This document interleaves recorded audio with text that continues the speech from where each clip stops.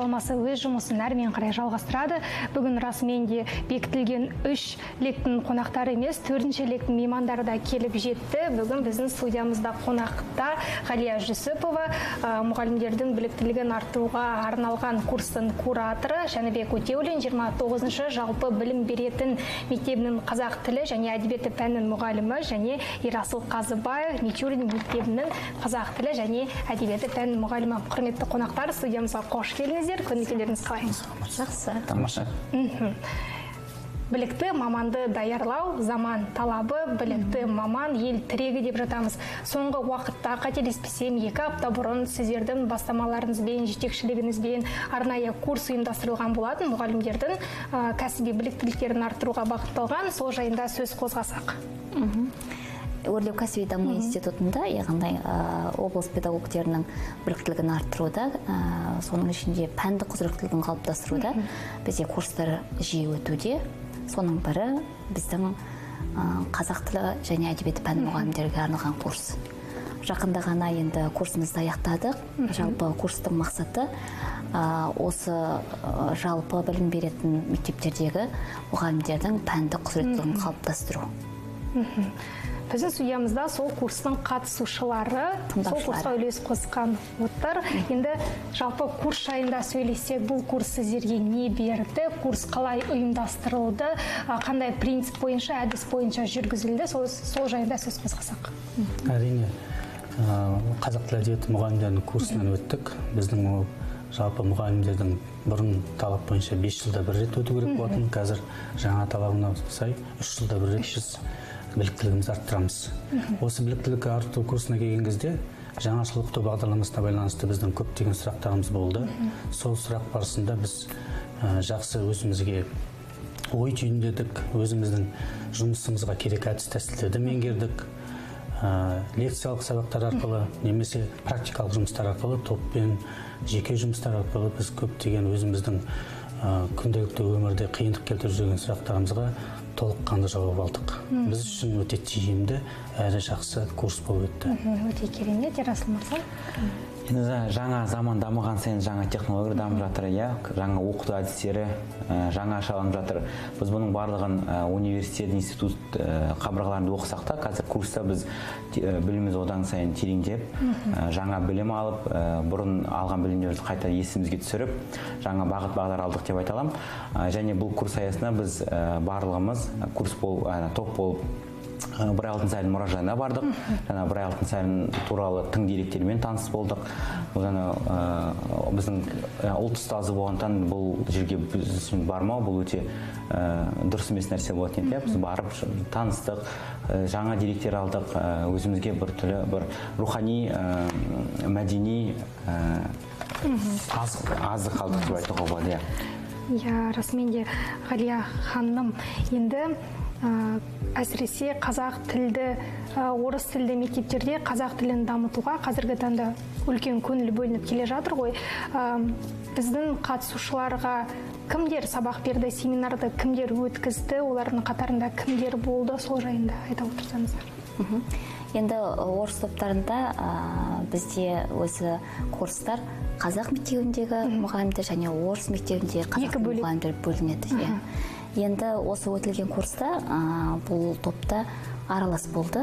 Қазақ мектебінен де болды, орыс мектептерінде сабақ беріп жүрген мұғалімдер де болды.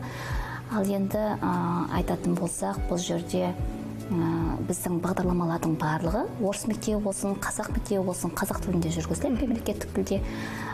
Бүгінгі күні біздің бұрын кезде енді кішкене проблема болатын. Қазіргі уақытта енді проблема жоқ деп ойлаймын, себебі сол бағдарламаны меңгеруде әрбір мұғалім жалпы өзіне сенімділік таныту керек. Өйткені бүгінгі күні орыс мектептерінде қазақ тілін үйрету жалпы мемлекеттік міндет болғандықтан әр мұғалім өзінің сабағына жауапты болу керек. Сол жауапкершілік арқылы курс барысында біз енді әдістемемен қатар, енді қазіргі кезде пәндік құзыреттілікке байланысты болып жатқан теориялық білім мен практикалық білім қатар жүреді. Енді сол өткізілетін күнделікті сабақтарымыз интерактивті түрде өтеді. Сондықтан да өздері сабағында қолданылатын әдістермен жалпы оқушыларға қалай біз сабақ береміз, мұғалімдер соған толыққанды білім алып кетеді. Енді Жәнібек мырза, Ерасыл мырза алған білімдеріңізді, тәжірибелеріңізді іс жүзінде жасап, оқушыларға үйретесіздер ме? Әрине, біз үшін үлкен көмек болды. Өйткені мынау қазір заман қарыштап дамып жатыр ғой. Бұрынғы сабақ беруге қарағанда қазір сабақ беру мүлдем басқа. Қазір өзімде осы жаңа бағдарлама бойынша сұрақтарым көп болған. Оқу мақсаттарына байланысты қандай әдіс-тәсілдер тиімді, өйткені әдіс-тәсілдер өте көп. Оның осы сабаққа ыңғайластырып, баланың жас ерекшелігіне байланысты екенін түсіндік. Сосын топпен жұмыс жасау қалай, уақыт үнемдеу. Мысалы, осы бір сабақтың ішінде бірнеше әдіс-тәсілдерді қолдануға болады. Балаларды өзара тыңдауға үйретуге, немесе басқа бір балалар екінші баланың сөзін тыңдауға, одан өзінің ой тұжырымын шығаруға. Бұл жерде мұғалім қарап отырсақ, балаларға еркіндік беріп, балалардың тілін дамытуға жұмыс жасайды. Бұл жерде бағыт-бағдар береміз. Әйтпесе бұрынғы сабақтарда білесіздер, 45 минуттың жартысын мұғалім өзі түсіндіріп, өзі сұрайтын еді. Керісінше балаларға біз қазіргі заман бағыт-бағдар береміз де, сол арқылы біз нәтижесіне қараймыз. Енді айтып жатырсыздар ғой, ұйымдастырылып жатқан курстың берері мол деп, бұл курстың астын сызып тұрып бір ерекшелігін атай аласыздар ма? 2 апталық бұрындары енді білесіздер, курстың мерзімі әртүрлі болды. Бір айда оқимыз, 2 апта. Осы 2 аптаның ішінде келгізіп ойладық, өзіміздің керек сұрақтарымызға жауап ала аламыз ба деп. Керісінше тиімді ұйымдастырылған. Ол жерде практикалық сабақтар да болды. Сонымен қатар теориялық білімімізді қайттан еске түсіріп, себебі енді біз жаңадан келген ұстаз емеспіз. Мысалы, мен өзім осы салада 20 жылдан артық істеймін. Университетпен екі ортада қарап отырсақ, ұзақ мерзімі, сондықтан осы курстардың тиімділігі жаңа жыл оқыту бағдарламасын бізге жан-жақты түсіндіреді. Енді мен тағы айтатын, Ғания Сапарбекқызы өзі қосар, тағы бір тиімді әр күніміз біздің өзі бір жоспарлы түрде болды. Жаңағы Алтынсарин мұражайына бардық, мен сыртта естігенмен, өзім көргенмен, бірақ бұл ерекше болды, өзімнің әріптестеріммен бірге. Сонымен қатар Рудный қаласында облыстық қазақ тілі әдебиетінің семинары өтті. Өте сондай біз үшін практика жүзінде көру және әріптестеріміздің сабақтарына қарап, өзіме көп ақпараттар алдым. Ал Ерасыл мырза, сөз үшін. Бұл жерде маған жас маман ретінде өте пайдалы болды. Үлкен тәжірибесі бар мұғалімдер орта арамызда, солармен бірге жоспар құрып, әдіс-тәсілдерді бірге талдап, көптеген мағлұматтар алдық. Оқу мақсаттары, оқу бағдарламасы сияқты құжаттармен танысып, жалпы мұғалімге қажетті норматив құжаттармен таныстық. Оның барлығын мектепте біліп жатамыз, бірақ бұл жерде қазақ тіл пәні мұғалім ретінде қандай құжаттар керек, лауазымдық міндеттермен мектепте мысалы біз балалармен көп жұмыс жасаймыз, ал бұл жерде біз өзіміз оқушы сияқты бірге ұстазымызбен бірге жұмыс жасап, сұрақтарымыз қойып, былайша біраз білім алдық деп айтуға болады. Ал бастауыш сынып оқушылары мен жоғары сынып оқушыларына білім беру әдістері екі түрлі ғой, білуімше. Енді бұл бағдарламаның жалпы ерекшеліктеріне сәйкес жүргізіледі. Бастауыш сыныптарға, мысалы, орыс мектебінің қазақ тілін алатын болсақ, оларды 1 мен 4-ке байланысты жүреді. Яғни бұл жерде әрбір оқушының жас ерекшелігі мен қажеттілігі ескеріледі. Яғни бұл айтатын болсақ, біз көбінесе енді әдістемелік кеңестер берген кезде де бұны ескертеміз, себебі ол бастауыш сыныпта оқитын оқушылардың жас ерекшеліктері төмен ғой. Оны 5-6 сыныптың немесе 10-11-дің оқушысымен салыстыруға келмейді. Сондықтан да бұл жерде әдістемені дұрыстап қарастыру керек. Яғни тапсырма беруде де осы жағын ескеру керек, әдісті қолдануды да ескеру керек. Яғни әрбір оқушының жас ерекшелігіне сәйкес сабақты ұйымдастыра алу және үйлестіру. Ұйымдастырылған бұл курс әсіресе тіл мамандарына арналып отыр. Енді басқа пәннің мұғалімдерінің олардың біліктіліктерін арттыруға бағытталған курстар ұйымдастырылады ма?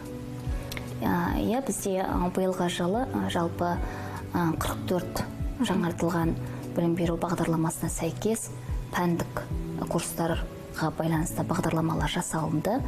44 пәндік бағдарламалар. Мысалы, енді айтатын болсақ, мысалы, орыс мектебінде қазақ тілі, қазақ мектебінде қазақ тілі мен әдебиеті, орыс тілі, математика, физика, яғни әрбір пән бойынша бағдарламалар жасалды.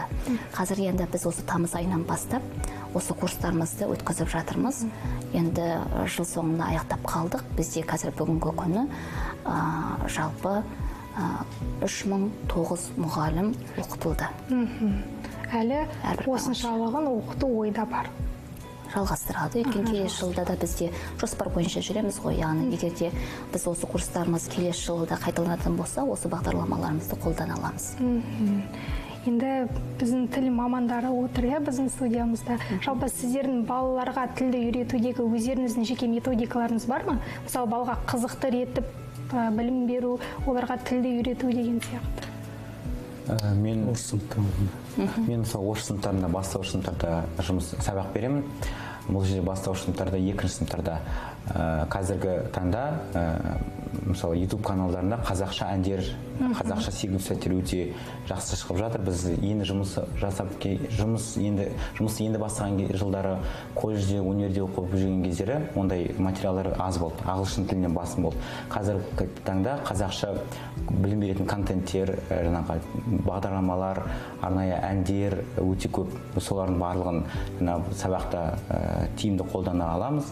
Балалармен бірге, балалармен шаттық шеңберіне қазақша міндетті түрде өлең оқимыз, жатқа олар уже біледі, оны жатқа күнде содан бастаймыз. Сосын сергілік сәттерінде қазақша әндер айтады. Енді бұл жерде барлық бала 100% қазақша біліп келеді деген олай деп айтуға болмайды. Себебі балаларына жас ерекшелігінен бұрын өздерінің қабілеттері бар. Сол қабілеттеріне қарай біз түрлі тапсырмалар беріп, осы қазақ тілін жетілдіруге атсалысамыз. Сіздің оқушыларыңыз дәл сіздің сабағыңызға асыға бір үлкен ынтамен, ерекше көңіл күймен баратынына мен сенімдімін, сеніп отырмын. Расымен де осындай курстың әсіресе тіл мамандарына, ұстаздарға, педагогтерге берері мол. Алдағы уақытта да үлкен курстар ұйымдастырылып, іс-шаралар қолға алынады деп жатырсыз. Расымен де осындай ұйымдастырылып жатқан іс-шаралар жайында біздің көрермендеріміз міндетті түрде білулері керек, атқарылып жатқан жұмыстарға шолу жасау керек деген ұстанымды ұстанамын. Мен негізі студиямызға келіп осындай бір жаңалықтарыңызбен бөлісіп кеткендеріңіз үшін үлкен рахмет. Егер де алдағы уақытта тағы да бір жобалар қолға алынып жатса, онда біздің студия әрдайым сіздер үшін ашық дегіміз келеді. Келіп осындай бір тамаша сұхбат өрбітетін боламыз. Құрметті телекөрермендер, бізге берілген 90 минут осымен аяқталды. Біз сіздермен қоштасқымыз келмесе де қоштасуға мәжбүрміз. Біз сіздермен қоштаспаймыз, тек қана келесі кездескенше дейміз. Дорогие друзья, вот и пролетели 90 минут, да, действительно 1,5 часа, незаметно все, потому что у нас интересные гости. Дорогие друзья, берегите себя, до новых встреч.